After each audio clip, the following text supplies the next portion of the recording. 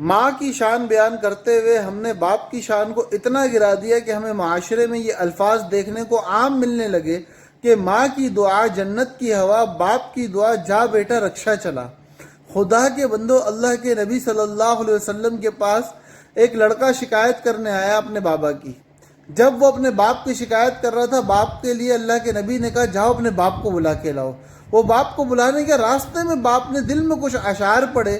یہ باپ کے دل کا درد تھا جو اللہ کے عرش تک پہنچا، اور اللہ کے عرش سے فرشتہ جناب نبی کریم صلی اللہ علیہ وسلم کے پاس آیا اور کہا کہ اس سے کہو کہ تو اپنے وہ اشعار سنا۔ جب اس باپ نے اپنے دل کا دکھڑا رسول اللہ کو سنایا تو رسول اللہ نے فرمایا انت و مالک لابیک، تو اور تیرا مال تیرے باپ کا ہے۔ یہ ہمارے دین نے باپ کو عزت دی ہے۔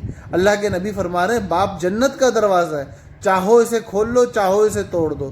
تو ایسے باپ کی، ایسی عظمت والی اور شان والی شخصیت کی توہین کرنا اور ان کے مرتبے کو نہ سمجھنا، یہ ہماری کم ظرفی، کم عقلی اور بدبختی کی علامت ہے۔ اللہ پاک ہمیں اپنے والد کی، والدین کی، ماں کی اور باپ دونوں کی قدر کرنے کی توفیق عطا فرمائے، دونوں کے حق کو ادا کرنے کی توفیق عطا فرمائے، اور زندگی بھر ان کے ساتھ وہ معاملہ روا رکھنے کی توفیق عطا فرمائے کہ جس کے وہ حقدار ہیں۔